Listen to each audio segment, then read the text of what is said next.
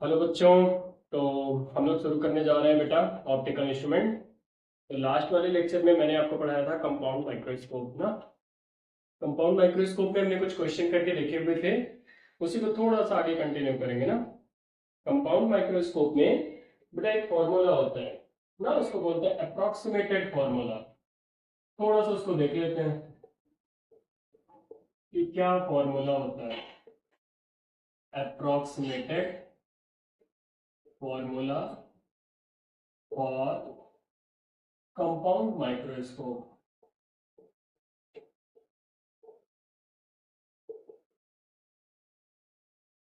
चलो देखें आ जाओ कि क्या अप्रोक्सीमेटेड फॉर्मूला है कंपाउंड माइक्रोस्कोप का। तो कंपाउंड माइक्रोस्कोप में होता क्या था बेटा कि हमारे पास ये एक लेंस होता था, छोटा सा ना। इसका नाम क्या था? आईपीस। और ये अपना एक ऑब्जेक्ट होता था। इसमें हम क्या करते थे कि एक ऑब्जेक्ट को यहाँ पे प्लेस करते थे जिसकी हाइट h0 थी।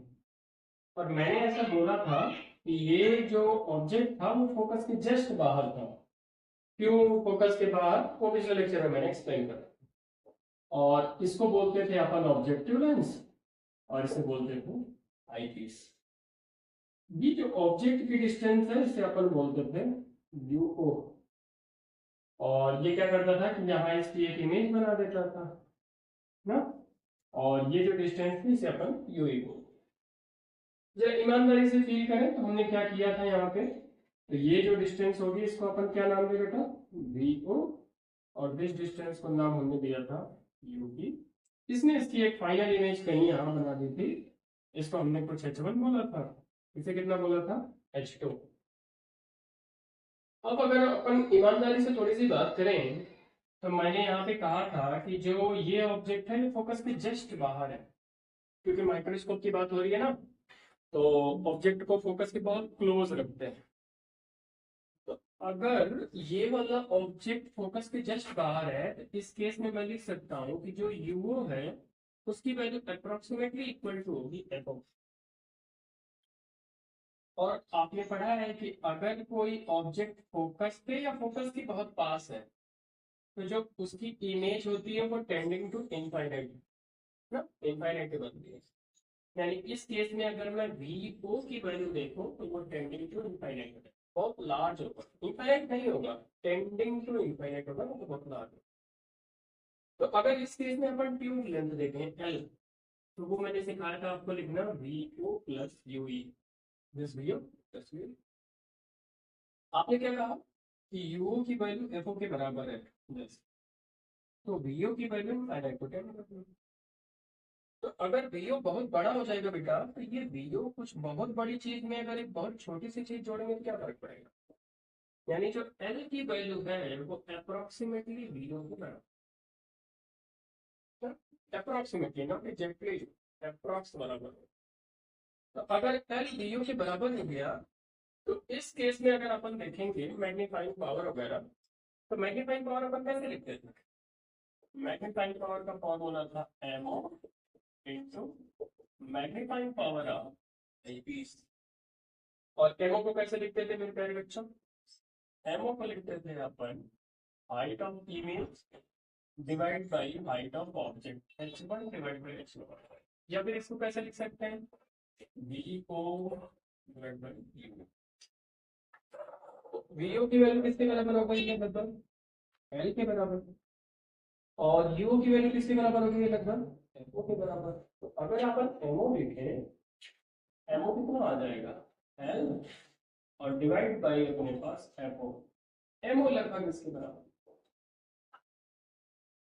अगर इसको उठा करके रखें तो क्या बनेगा? तो देखो मैग्नीफाइंग पावर दिस वैल्यू में आप प्लेस कर रहे हो L divide by FO.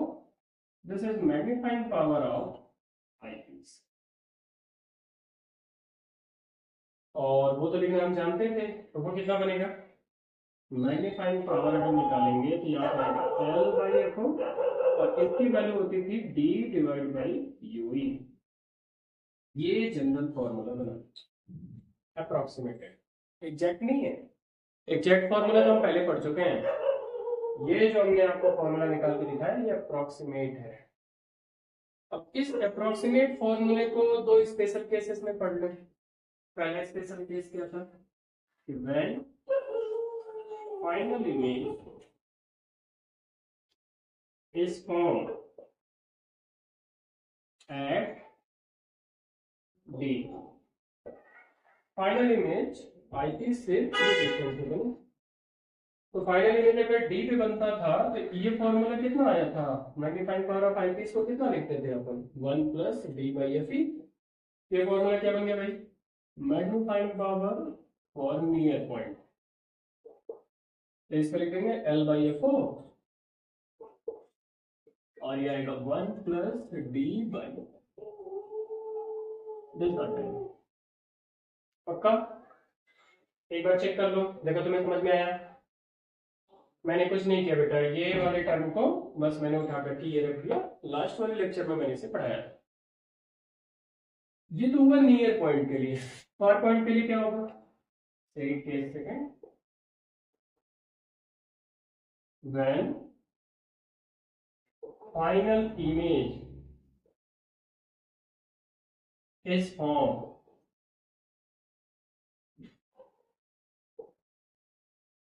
Eight infinite में जब इमेज, उस केस में डी बाई यू को कितना लिखते थे, डी बाई एफ ई, तो कितना आ जाएगा magnifying power, magnifying power far point के लिए याद आएगा एल बाई एफ ओ और ये आ जाएगा मेरे प्यारे बच्चों डी बाई एफ ई।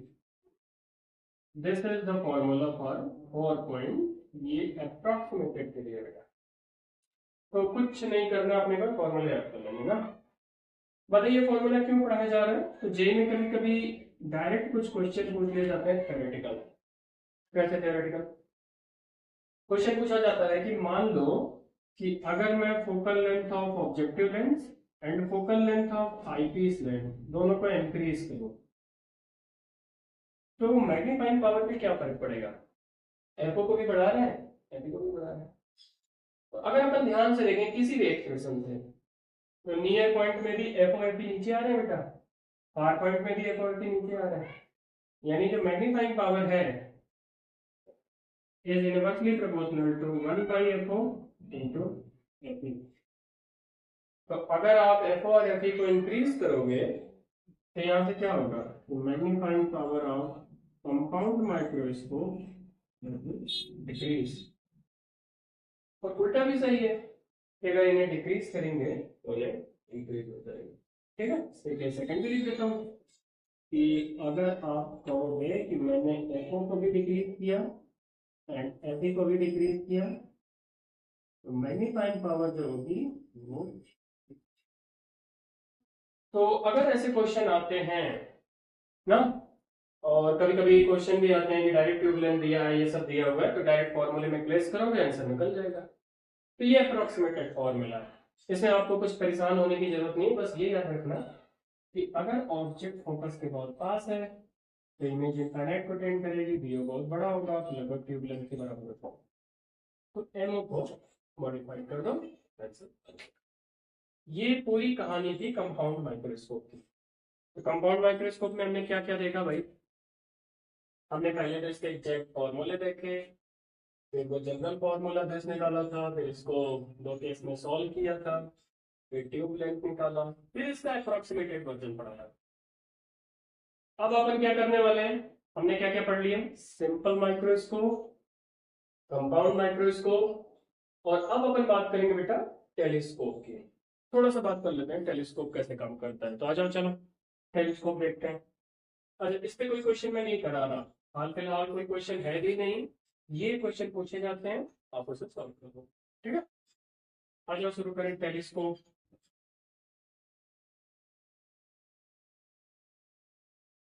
तो अगर मैं बात करूं टेलीस्कोप की, तो आप मुझे सोच के बताओ कि टेलीस्कोप किस काम आता है, पास वाली चीज को देखने के काम आता है या दूर वाली, दूर वाली, ऑब्वियस सी बात है, तो सबको पता होगा, बेसिक ज्ञान है। तो ये अगर अपने को कोई ऑब्जेक्ट बहुत दूर है तो टेलीस्कोप चाहिए। चलो आ जाओ समझ लें इसको। तो हम पढ़ने वाले हैं बेटा टेलीस्कोप।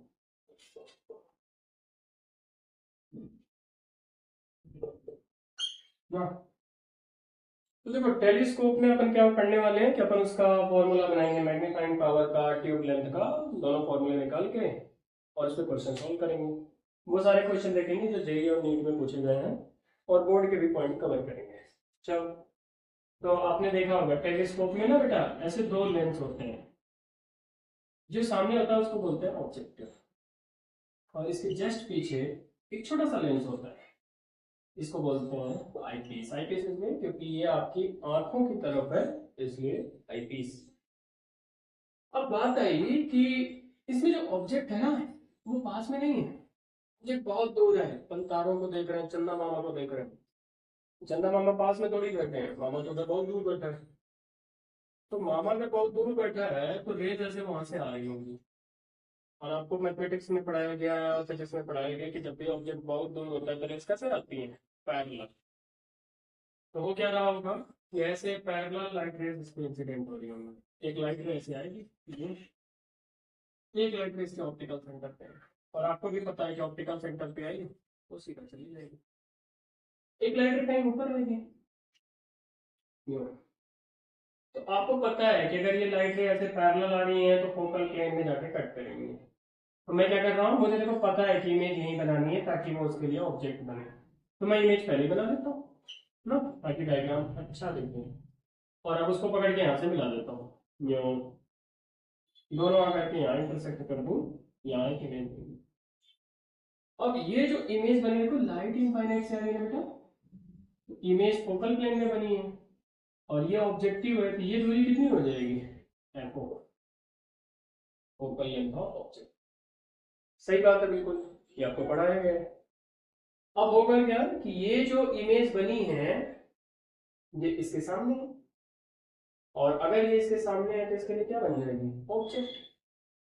तो देखो ऑब्जेक्ट यहाँ कहीं बहुत दूर था, मैं मान लेता हूँ कि इसकी हाइट h नहीं, इमेज जो बनी इसकी हाइट। अब एक लाइट रे यहाँ से निकालते हैं इसके ऑप्टिकल सेंटर से, इस पे जाके, और मुझे अच्छे से पता है कि इमेज मुझे इधर ही बनानी है, तो मैं एक काम करता हूँ कि इमेज को पहले ही बना देता हूँ और इसको सेट कर देते हैं। बिल्कुल अपने को हमेशा सेटिंग कर देनी है ना, ताकि डायग्राम बिल्कुल नीट एंड क्लीन दिखे बोर्ड में, मुझे कोई भी दिक्कत ना है। पता चला आगे बढ़ा दिया, पीछे बढ़ाया मिली नहीं रही तो गड़बड़ हो जाएगा ना, मुझे को डायग्राम बनाना है ना भाई। अब क्या करेंगे, इसको यहाँ से पीछे लगा करके यूं और बाईं तरफ से बढ़ा दिया।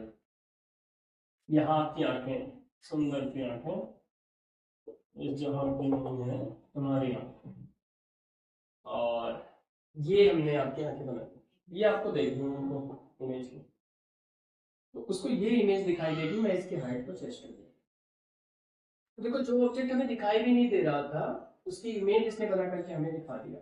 यही काम कर रहा है। अच्छा, एक क्वेश्चन आप मुझसे पूछ सकते हैं क्या, जैसे आपने ये लेंस बड़ा क्यों लगाया लेकिन लेंस छोटा, उल्टा भी तो कर सकते थे लेकिन ऐसा किया तो। उसका लॉजिक है बेटा, क्योंकि रेस ना बहुत दूर से आ रही है, बहुत कम रेस मिल रही होंगी ना अपने पास, तो मैं चाहता हूं कि ये इमेज बहुत क्लियर बने। कब क्लियर बनेगा, जब ज्यादा लाइट रेस के अंदर जाए, और ज्यादा लाइट अगर इसके अंदर जाएंगी उसके लिए ये साइज तो बड़ा होना चाहिए ना, इसलिए इसको साइज को बढ़ा, और इधर तो देखने का मामला है तो इसलिए इसको छोटा कर देंगे, क्या दिक्कत है। इसलिए ये ऑब्जेक्टिव को बड़ा किया है। अच्छा, ये इसके लिए ऑब्जेक्ट बना है तो ये दूरी कितनी रही होगी भाई, आईपीस से ये, और यहाँ इमेज बनी है तो ये दूरी कितनी रही होगी, बीबी, क्योंकि आईपीस की बनी। अब अपने को इसका मैग्नीफाइंग पावर निकालना है कि इसने कितने गुना मैग्नीफाइंग कर दिया है। तो चलो आप याद करके मुझे बताओ कि मैग्नीफाइंग पावर का क्या फॉर्मूला था। What is the formula, basic formula क्या था, थीटा प्लस थीटा नॉट। ये आपको विजुअल एंगल पढ़ाते हैं, सिंपल माइक्रोस्कोप में पढ़ाया है। पहले आप जिसने भी नहीं देखा पहले वो जाकर के वहां से इसको क्लियर करें। तो बात है थीटा क्या चीज है, थीटा है इंस्ट्रूमेंट कि जब आप यहाँ से इसको देख रहे होगे तो इंस्ट्रूमेंट ने आपकी आंखों के कितना एंगल बना, और थीटा नॉट क्या है, मैक्सिमम विजुअल एंगल। कि कोई भी ऑब्जेक्ट अगर आप उसे अपनी नेकेड आंखों से देख रहे हो तो वो आपकी आंखों पे कितना मैक्सिमम बना सकता है वो थीटा नॉट। और थीटा नॉट की वैल्यू हमने निकाली थी, कितना होगा थीटा नॉट कितना निकाला था भाई, हमने निकाला था एच नॉट बाई टी, ये निकाला।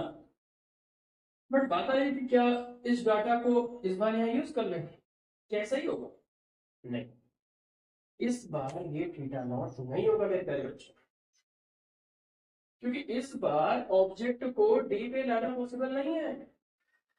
पीछे क्या करते थे भाई, पीछे ऑब्जेक्ट नहीं दिखाई दे रहा है नेकेड आंखों से, हम कहते थे पास ले आओ, पास लाए तो एंगल विजुअल एंगल बढ़ गया, तो हमने कहा कितना पास ला सकते हैं, तो आपने कहा सर डी पे रख दो, तो मैक्सिमम विजुअल एंगल इतना लो।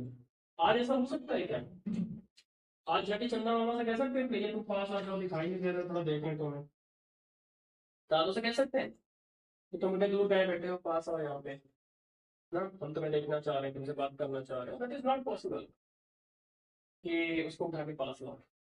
इसका मतलब अगर उसे पास ला ही नहीं सकते, ये तो हो ही नहीं सकता, तो इस डाटा को यूज करना पाप हो जाएगा और अपने को पाप नहीं करना।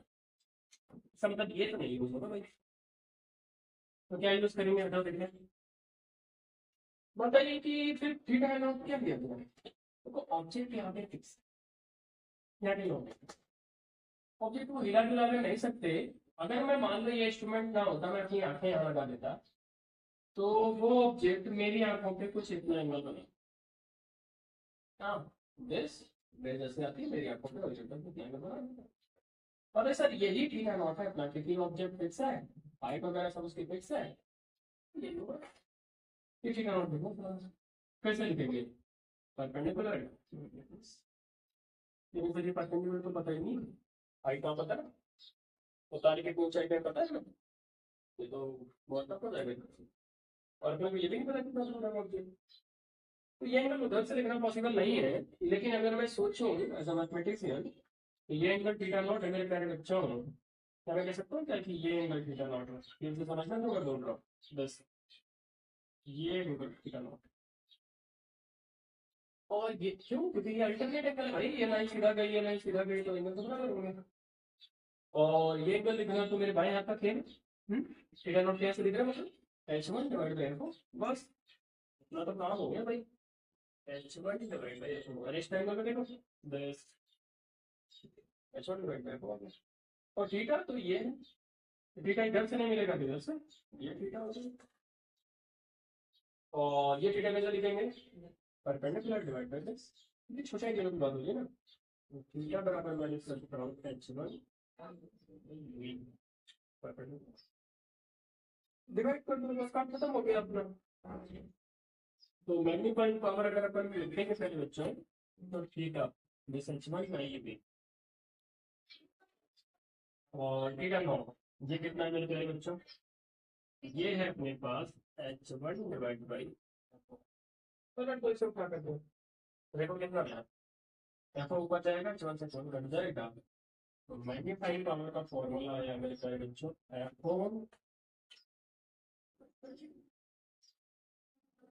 this is the general formula for magnifying power in case of telescope। FO क्या चीज है, FO है focal length of objective lens, FE जो होगा फोकल लेंथ का, UE जो है यहाँ पे this is the distance of object, अब आपको भी सारी कहानी पता है कि अगर ये जनरल है, इसे दो केस में सॉल्व करना है, कौन कौन सा केस, चलो बताओ सोच के, केस फर्स्ट क्या लिखूंगा, केस फर्स्ट होगा when final image is form at, ये फाइनल इमेज डी के बने, तो जब पढ़ा रहा था सिंपल माइक्रोस्कोप तो कहा था याद कर लो कि फाइनल इमेज अगर डी की बनाना है तो 1/UE बराबर माइनस आता था यहाँ पे, और यहाँ आता था 1 अपने पास डी प्लस 1, ये पढ़ाया जा रहा है। कंपाउंड माइक्रोस्कोप में भी इसके बारे में बताया, सिंपल में तो इस पे पूरी कहानी लिखी हुई है, तो मैं चाहता हूँ ये कहानी आप वहां से पढ़ के आओ ताकि आप वहां से भी देखें। अच्छा हाँ, माइनस को मैं उठा के फेंकूंगा ताकि मेरे फॉर्मूले में कोई साइन कन्वेंशन का झोल ना रहे, मैं कोई तामझाम नहीं चाह रहा। तो मेरे पहले बच्चे उठा कर तो बोल मैग्नीफाइंग पावर क्या है, magnifying power for near FO बाहर और 1/UE की वैल्यू कवर सेट करेंगे, कितना आएगा बेटा 190। दिस इज एफई ना, मैं थोड़ा सा फ्रेंच टाइप लिख रहा हूँ, ऐसा नहीं है, बस हो गया। This is the formula, near point में ये फॉर्मूला होता है। पक्की बात है, सबको समझ में आया भाई? कमेंट करके बताओ चलो, जिसको कोई भी डाउट होगा नीचे कमेंट करेगा, मैं उसका रिप्लाई करूंगा। अच्छा ये तो रहा नियर पॉइंट के लिए, चलो फार पॉइंट के लिए बताओ। ए सेकंड क्या लिखो तुम बोलो बेटा, when final image is formed at infinite, final image infinite पे। तो बेटा अगर फाइनल इमेज इनफाइनाइट पे है तो 1/u ही तो पढ़ाया है ना, क्योंकि फाइनल इमेज ये बना रहा है, और ये इमेज को इनफाइनाइट पे तब बनाएगा जब ऑब्जेक्ट इसके फोकस पे हो जाए, तो आइडेंटिटी। और आपको रटा भी हुआ है क्या कि यू ही बराबर कितना हो जाएगा, सच में बात करें तो माइनस एफ होगा, तो आपको पता है फॉर्मूला में साइन कन्वेंशन हटाएगा। तो मैग्नीफाइंग पावर का फॉर्मूला क्या बना बेटा, पावर पॉइंट के लिए एफ ओ बाई, दोनों फॉर्मूले बिल्कुल रट लेने हैं, दोनों नहीं तीनों, दिस दिस बिल्कुल अच्छे से मेमोराइज कर लेना है। एक भी क्वेश्चन आपका गलत नहीं होगा अगर आपको फॉर्मूला याद है, कॉन्सेप्ट तो मैं आपको एक्सप्लेन कर ही रहा हूँ, सारी नोटंकी में कर रहा हूँ, बट जो मेरे नीट और जेई के बच्चे हैं वो बिल्कुल फॉर्मूले पे स्टक रहे हैं। कॉन्सेप्ट आपको आना चाहिए एडवांस वगैरह फाइट करने के लिए, जेई मेन सब नीट के लिए तो धुआं धुआं कर देंगे अपन सिर्फ फॉर्मूले से। एक चीज और अपने को चाहिए होती है, क्या चाहिए होती है, चलो बताओ, सोच के बताओ भाई, क्या पढ़ाई थी कंपाउंड में, ट्यूब लेंथ ना, यहाँ से यहाँ तक की दूरी, कोडिंग डालो और ट्यूब लेंथ, ट्यूब लेंथ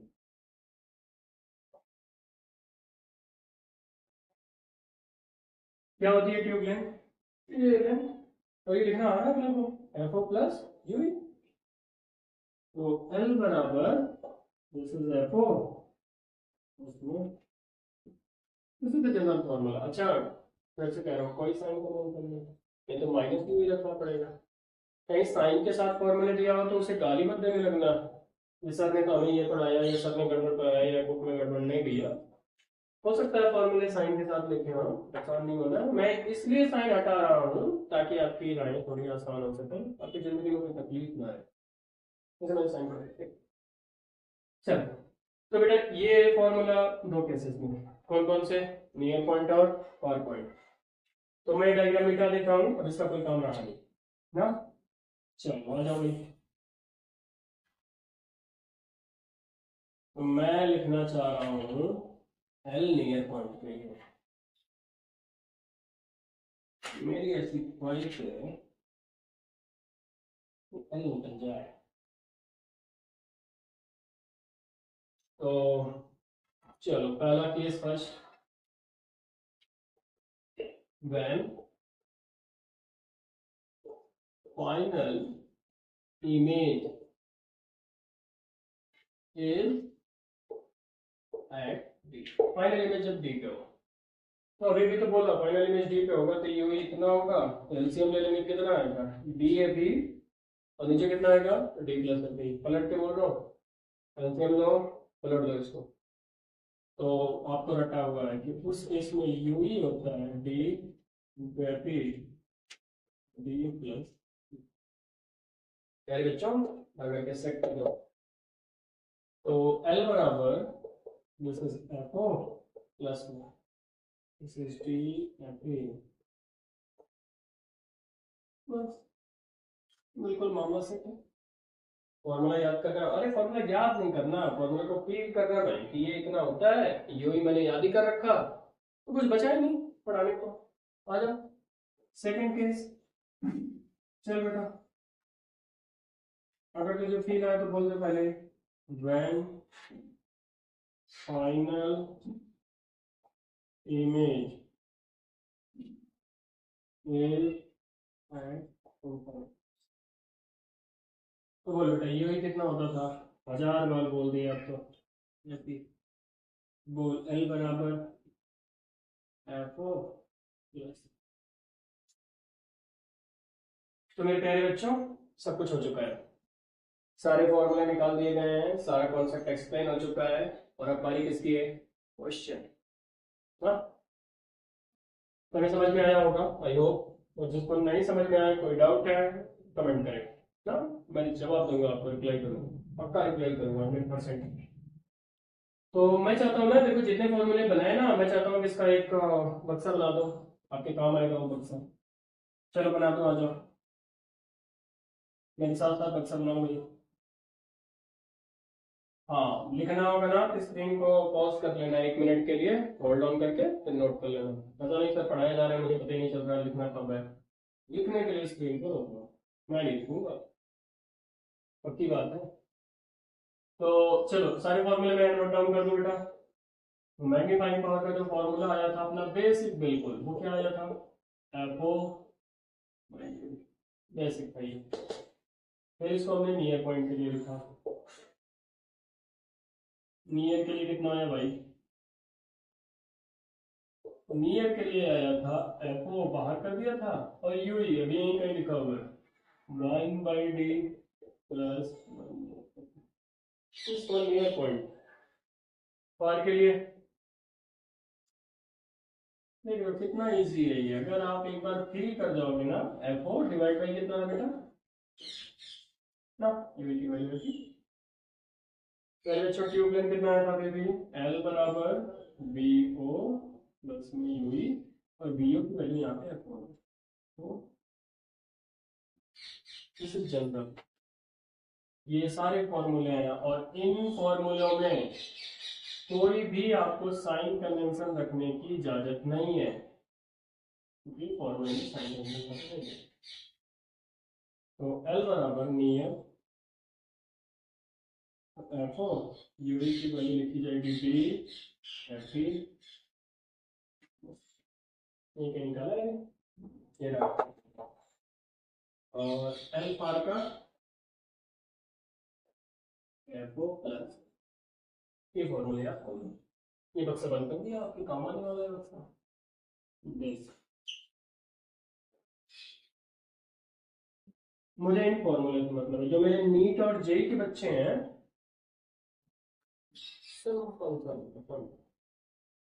इसमें डाटा प्लेस करके हम आंसर निकालेंगे, और जो मेरे बोर्ड वाले बच्चे हैं, जो बोर्ड के लिए भी प्रिपेयर कर रहे हैं, वो बिल्कुल प्रोसेस को फॉलो करें और कॉन्सेप्ट को समझते हुए आगे बढ़ें। जो एडवांस के लिए फाइट करना चाह रहे हैं उनके लिए तो डेरिवेशन जरूरी है, उनको कॉन्सेप्ट समझना बहुत मैंडेटरी है। नीट और जेई मेंस फॉर्मूले से निकल सकता है, लेकिन एडवांस निकालने के लिए आपको बेसिक फील होना बहुत जरूरी है, ठीक है। आ जाओ, तो ये फॉर्मूले हैं, इन पे कुछ क्वेश्चन प्रैक्टिस करके देख लेते हैं। चलो आ जाओ, एक क्वेश्चन मैं आपके लिए लिखता हूँ, आप सॉल्व करके मुझे फॉर्मूले से आंसर बताओ। पहला क्वेश्चन, $1 बिलियन क्वेश्चन। मैंने कहा मान लो कि कोई एक टेलीस्कोप है, ठीक है। मैंने कहा this is the objective lens, और मैंने कहा एफ ओ बराबर ले लेते हैं बेटा 100 से, ठीक है, और एफ ई बराबर ले लेते हैं अपन 50 सेंटीमीटर। डाटा ले लेते हैं कुछ भी, अपने को तो फॉर्मूला सीखना है सिर्फ करना। मैंने आपसे क्वेश्चन पूछा कि find out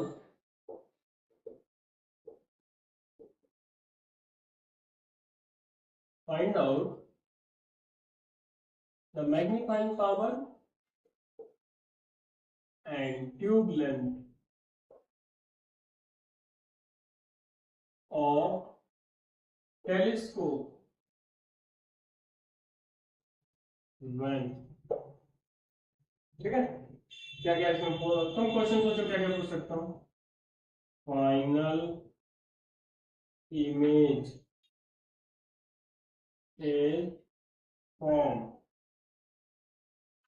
and infinite, second question, final image is formed at D. और third question, final image is formed at 100 centimeter from eyepiece. eyepiece से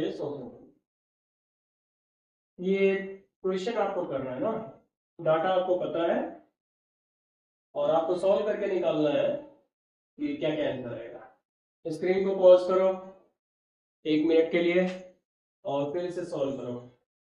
आपके सामने इधर फॉर्मूला लिखा है और इधर क्वेश्चन लिखा हुआ है। इन फॉर्मूले को इसमें सेट करो और आंसर आएगा।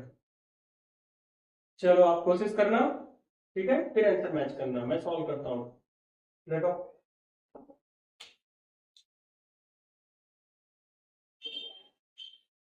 देखो क्वेश्चन बहुत सिंपल होने वाले हैं। क्वेश्चन की कोई औकात नहीं है। अगर आपको समझ में आया तो बहुत ज्यादा औकात हो जाएगी। एफ ओ पता है भाई, एफ ई पता है, और क्या कह रहा है, फाइनल इमेज इनफाइनाइट पे बने तो मैग्नीफाइंग पावर और ट्यूबलेंस होता है। क्या फॉर्मूला थे देखो। तो अगर मैं सॉल्यूशन लिखूं तो मैग्नीफाइंग पावर लिखते थे फार पॉइंट के लिए, कितना होता था F O by F O ना। ये तो एक लिखा हुआ है F O by F E. तो एफ ओ कितना है 100 और ये कितना है 50। तो बस हो गया। इससे ले लो सवाल और क्या हो सकता है। तो काट देंगे कितना आ जाएगा तो 2 गुना मैग्नीफाइड हो गया। आगे ट्यूबलेंथ भी पूछा इसी टाइम पे निकालने। चलो मैग्नीफाइंग पावर ये फार का एल फार क्या लिखा है फॉर्मूला भाई, क्या लिखा हुआ F O plus F O. अच्छा कोई साइन नहीं रख रहा हूँ, देख रहा हूँ मैं बार बार बोल रहा हूँ साइन नहीं रखना है और आंसर बिल्कुल परफेक्ट आएगा। तो ये आएगा 100, कितना आएगा भाई 150। सॉल्व कर दिया पहले। दूसरे में फाइनल इमेज कहाँ पे करनी चाहिए, डी पे। चलो this is first. Second, final image अगर डी पे बनाना है तो मैग्नीफाइंग पावर का क्या फॉर्मूला था, जैसे ये को 1/d ये कहीं लिखा है near point. This is for near measurement. तो सारा डाटा ही तो रखता है यार। एफओ की वैल्यू कितनी है 100, 1/25 प्लस 1/। तो देखो यहाँ मैं ना 2 से मल्टीप्लाई 2 से डिवाइड कर देता हूँ, जल्दी से जुड़ जाएगा। तो इसको ऐसे नहीं लिख सकते 100 2 से मल्टीप्लाई कर दो ऊपर तो नीचे 50 हो जाएगा। तो 2 + 1 3, ये हो जाएगा 3 50 को मार देगा 6 मैग्नीफाइंग पावर हो गई। और ट्यूब लेंथ कैसे निकालेंगे, इसको मैं मिटा रहा हूँ ना कर देखो, अब कोई जरूरत नहीं है, तुम्हें याद हो गया होगा। देखो इस केस में अगर ट्यूब लेंथ लिखेंगे एल, क्या फॉर्मूला था भाई अपने को ट्यूब लेंथ का एफ ओ इंटू में यहाँ पे B F B B plus F A formula बस हो गया। एल बराबर 100 प्लस बी की वैल्यू 25, एफ बी की वैल्यू 50, 25 + 50 कितना हो जाएगा, एल बराबर 100 ये इसको मार देगा 3 आएगा, कितना हो जाएगा 300 + 50 350। इसे डेसिमल में काटना है आपको ना, ये आपका होमवर्क है, उसको डेसिमल में काट के लिखेंगे। तो 2 क्वेश्चन सॉल्व हो गए ना। लास्ट क्वेश्चन, फाइनल इमेज कहाँ पे बन जाए 100 centimetre from the face, general case. तो जनरल केस को कैसे सॉल्व करेंगे, क्या फॉर्मूला था भाई, डी बाई। तो बात है डी तो पता है, अगर यू ही निकल जाए, यू ही निकालने का क्या तरीका है, लेंस फॉर्मूला। फाइनल इमेज मुझे आईपीस से 100 पे चाहिए, यानी मुझे वी पता है -100 अब बात है सर माइनस को लिख दिया, अरे मैं लेंस फॉर्मूला लगाने जा रहा हूँ भैया, ये फॉर्मूला नहीं लगा। एफ कितना था अपने पास, कॉन्वेक्स है तो पॉजिटिव, और लेंथ में फॉर्मूला क्या है अपने पास, v बराबर यू एफ डिवाइड बाई, आपने 1/u लिखा होगा, चलो यहाँ पे रखते हैं डाटा, देखते हैं क्या आता है। और एक बार यू ही आ गया तो फिर ये नहीं खत्म।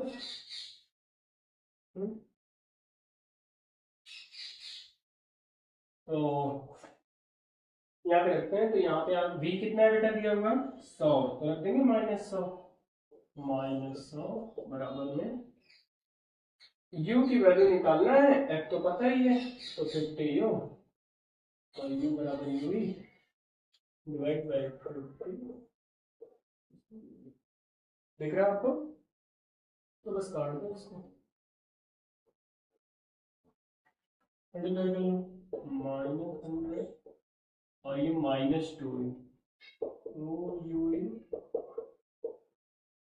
इसमें करो, तो यहाँ से आएगा -100 बराबर यू बराबर,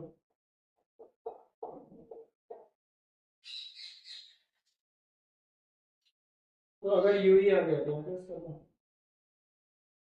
मैग्नीफाइंग पावर क्या है, डी बाई यू, डी की वैल्यू कितनी है 25 और यू की वैल्यू कितनी है, तो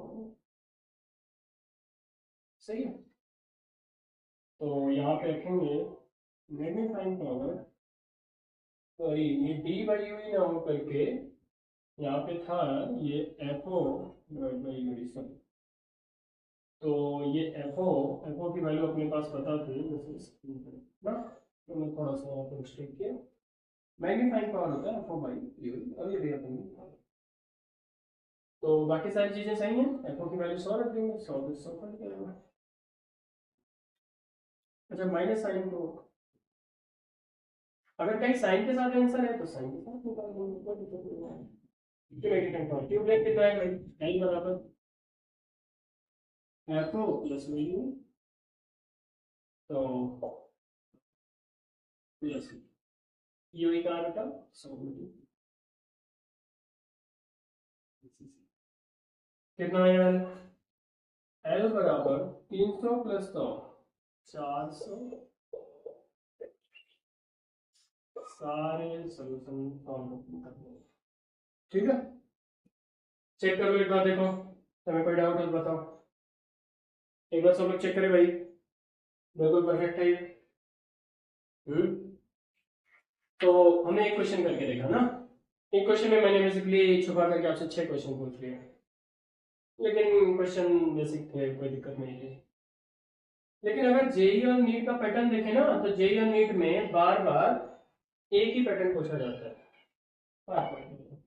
हमेशा पीवाई क्यू उठा के देखो, सारे क्वेश्चन आपको एक ही पैटर्न पे मिलेंगे। दिस बोर्ड के भी क्वेश्चन देखोगे ना, तो उसमें ये, क्योंकि सिंपल है ना, बच्चों को ज्यादा तकलीफ नहीं होती।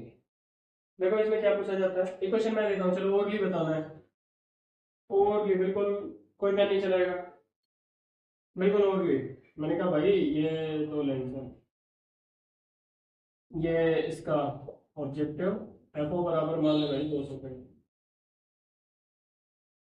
और मैंने मान लिया कि मान लो बेटा एफ ई बराबर है, कुछ भी डाटा ले ले, डाटा में क्या है, क्वेश्चन फ्रेम कर देंगे अभी। क्वेश्चन में है कि अपने को बताना है find out magnifying power and tube length when final image is formed,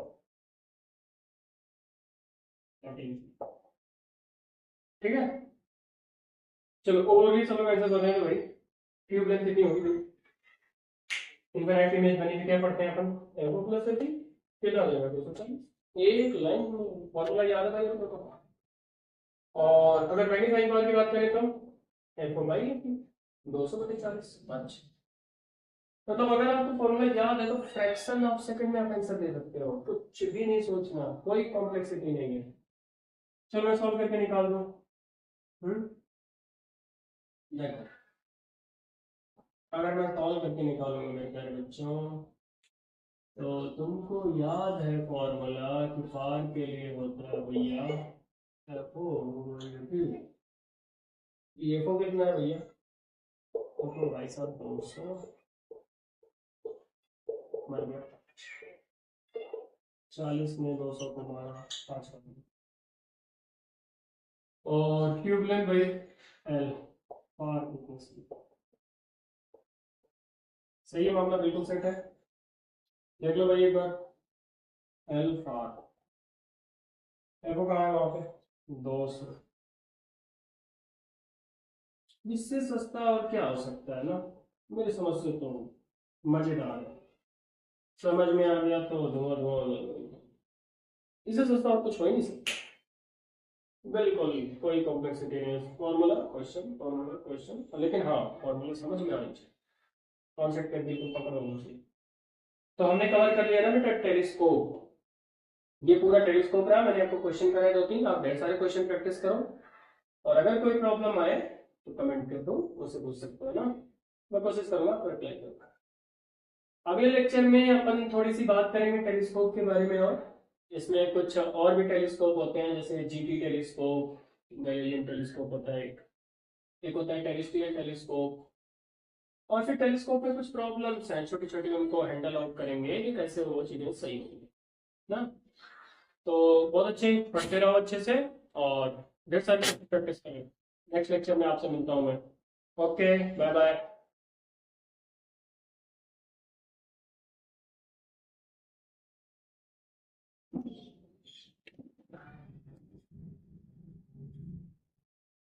बंद कर दे। वो बंक को कर आ गया ना।